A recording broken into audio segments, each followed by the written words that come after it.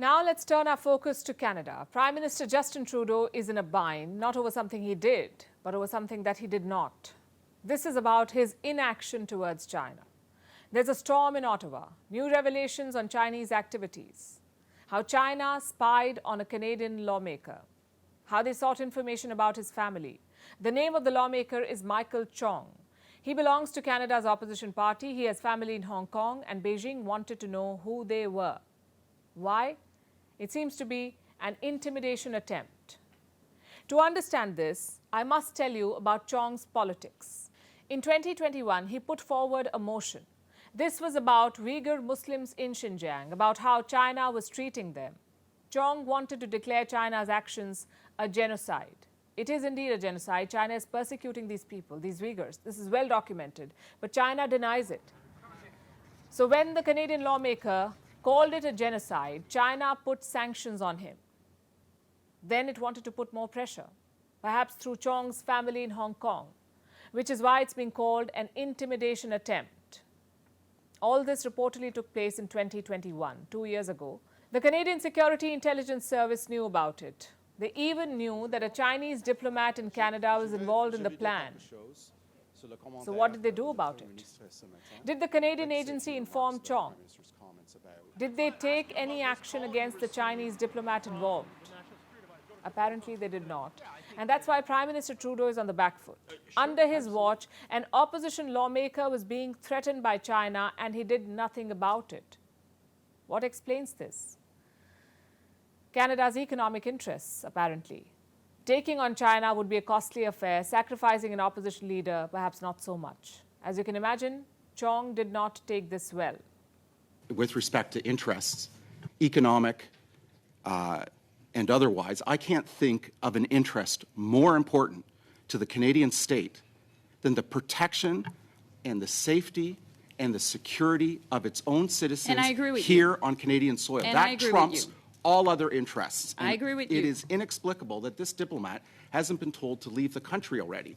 And I would hope that the deputy minister is informing the ambassador that this individual, Mr. Wei Zhou, should be on the first plane out or declared persona non grata.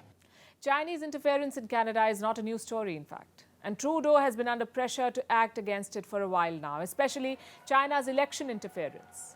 It is said that China tried to influence the Canadian election in 2019. And now we have this debacle. So Canada is trying to act tough. They've summoned China's ambassador to Canada. His name is Kong Pai Wu.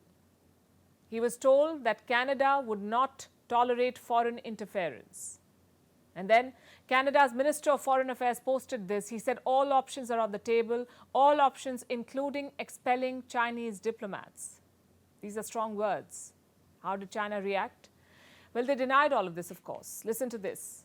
The Chinese ambassador to Canada has stated a solemn position to responsible personnel at the Canadian Ministry of Foreign Affairs and has lodged a strong protest.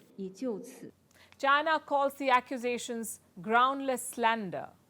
It says its diplomats were engaged only in quote-unquote the normal performance of duties.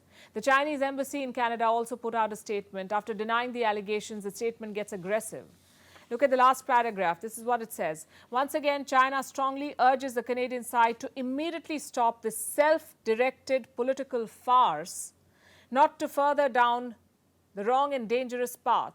Should the Canadian side continue to make provocations, China will play along every step of the way until the very end. Play along every step of the way until the very end. Sounds quite combative. So can we expect Canada to expel Chinese diplomats and then China to follow suit? The governments certainly want us to think it's possible, but practically speaking, it may be difficult to decouple, especially in this day and age. What's more likely is this. They'll take tough positions, exchange sanctions, and then try to bury the scandal. Because, like it or not, economic interests usually trump an individual's safety, even if it's a Canadian lawmaker. Could NATO be coming to Asia? From all accounts, yes. The military alliance is opening its first liaison office in Japan. The date has not been revealed, but both Japanese and NATO officials have confirmed this. What will this office do? Reports say the focus will be on cybersecurity and disinformation. It will be a hub for NATO's Pacific partners, namely Australia, Japan, South Korea and New Zealand. All 4 countries attended last year's NATO summit. And this is a very controversial move. NATO stands for the North Atlantic Treaty Organization. Its focus is limited to the Northern Atlantic. At least it was. But Japan is new territory. It is located in the Pacific, which is outside NATO's focus area. So what explains this new office? In one word, China. Last year, NATO designated China as a security challenge. It was a first for them. 1 year later, they're opening an office in Japan. Coincidence? Well, I don't think so. NATO has been gradually pivoting to the Pacific. First came the designation of China, then came the summit where Pacific leaders attended, and now the Japan office. If the idea was to rile up China, then good job, we say. Beijing says NATO is pushing Asia towards a conflict. NATO's continual eastward expansion in the Asia-Pacific region and its intervention in regional affairs will inevitably destroy regional peace and stability and push for bloc confrontation, which calls for high vigilance from countries in the region. Destroy regional peace. I would say China is managing that by itself. But how should other countries view this development? Countries like India. There is no denying that NATO has a bloody past. Wherever they go, trouble has followed, like Yugoslavia or Afghanistan. There is also no ambiguity about the NATO's purpose. There is no economic or cultural angle to it. It is pure and simple military power play. So NATO turning eastward should have our attention. It could set off an arms race, or worse. Last month, America's NATO envoy talked about the alliance's Indo-Pacific plans. Here's what she said. Membership is not something that we have really considered with anyone in the Indo-Pacific or Asia-Pacific. The door is open to the region, but there are no plans to expand this to a broader global military alliance. So no membership plans, at least for the time being. But these things change fast. US allies in the region are eager to cooperate with NATO. Japan is at the forefront. Prime Minister Kishida says East Asia could be tomorrow's Ukraine. He wants to double Japan's military budget, and that could speed up the alliance's Pacific pivot. New Delhi, too, must be ready for this development. In March, NATO held talks with Indian officials behind closed doors. Reports say China was discussed. Such exchanges will be key for New Delhi. Not to think about joining NATO, because that's beyond question, but to understand what the alliance is planning to do, basically to be in the loop. US officials have talked about increasing NATO's cooperation with India. They say the door is open for New Delhi. I hope not like it was for Ukraine. You see, military power is not the answer in Asia, at least not yet. China's economic dominance remains the biggest obstacle for Asian countries. They do not particularly like China, but they cannot give up Chinese money and trade. Tackling that should be the bigger priority.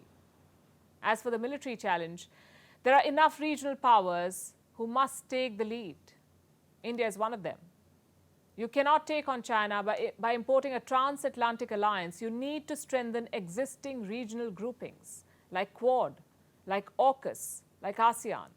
The question is, does the West have the patience and the maturity to do this? It's day 2 of the SCO Foreign Ministers meet in Goa. Today was the moving day, the speeches, the round table, the family photo, all of it happened today. We'll start with the arrival. India's Foreign Minister S. Jaishankar welcomed his counterparts at the summit venue. All eyes were on his interaction with Bilawal Bhutto Zardari. He's the Foreign Minister of Pakistan. Full disclosure, I'm not a body language expert, but you don't have to be one to analyze these pictures. It was a cold and curt welcome by S. Jaishankar, just a namaste and a few photos. No smiles, no banter, and certainly not a handshake. India has made it clear that terror and talks cannot go hand in hand. So nothing surprising about these pictures. After the official welcome, the meeting began. S. Jaishankar, being the host, spoke first.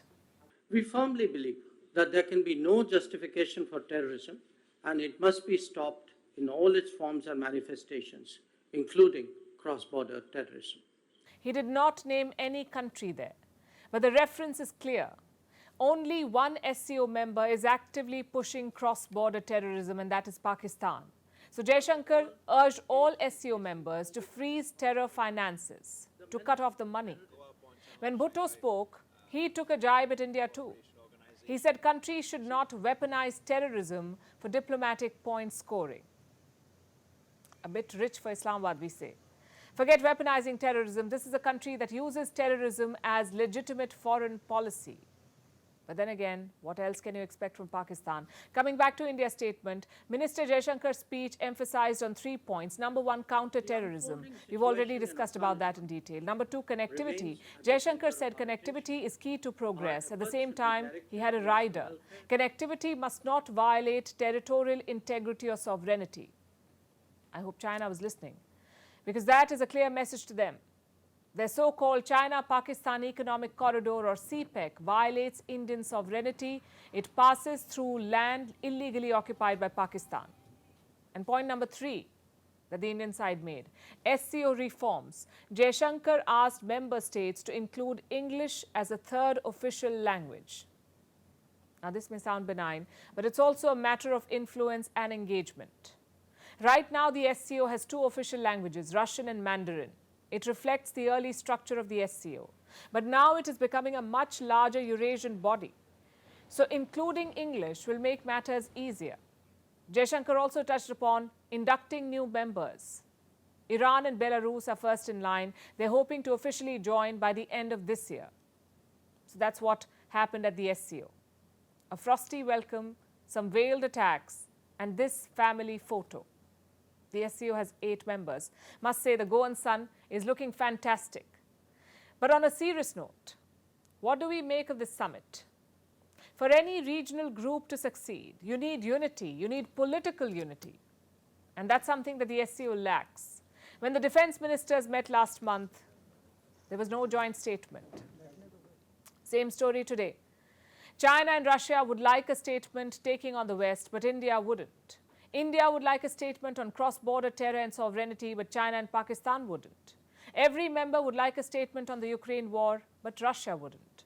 These divisions are holding the SCO hostage. They also raise larger questions about India's engagement with China.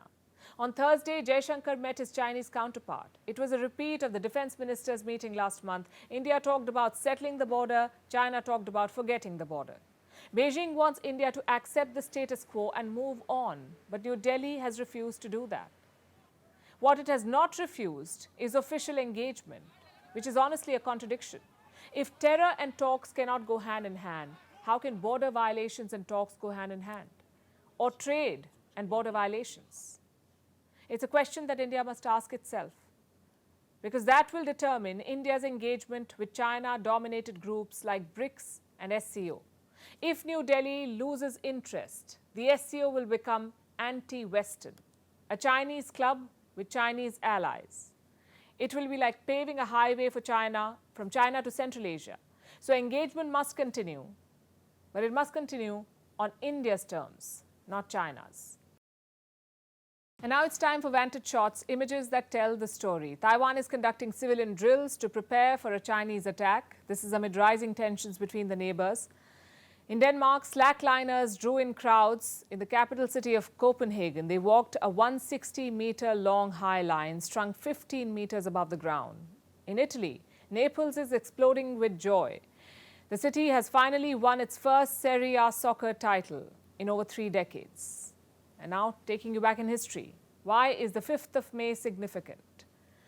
Let's go back to the year 1961. Today, America sent its first astronaut in space. Alan B. Shepard Jr., who was launched 185 kilometers into space. He made a 15-minute suborbital flight. That'll be all for now. Thanks for watching. We'll see you on Monday.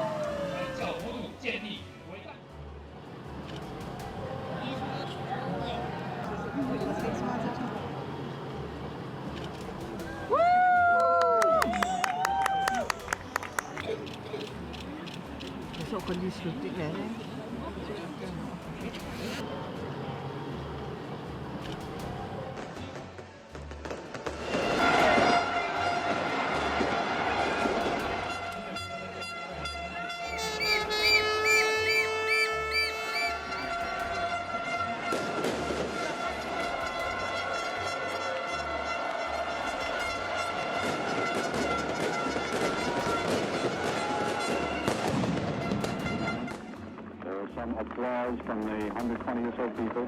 He's going up with, I believe, Dr. Douglas and another technician, the spacesuit technician.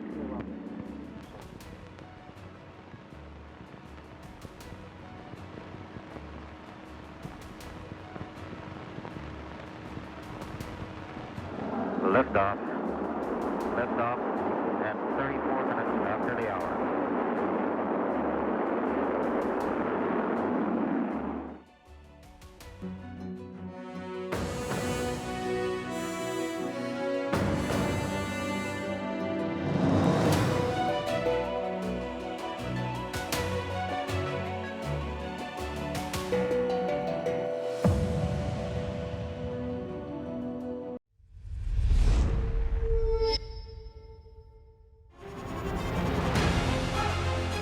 Email exchanges from inside the BBC, they talk about the risk of violating Indian laws.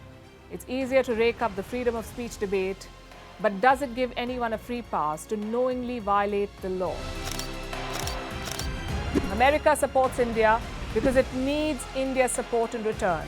And India is working with the US because it suits India's interests. This is how geopolitics works. Last night, he diffused a crisis with his defense minister. But today, Netanyahu was confronted with a new problem. His cabinet seems to have rebelled against him. The UK is looking at the Indian subcontinent to fill its coffers. That India seems to be negotiating from a position of power, like a partner and not a former colony.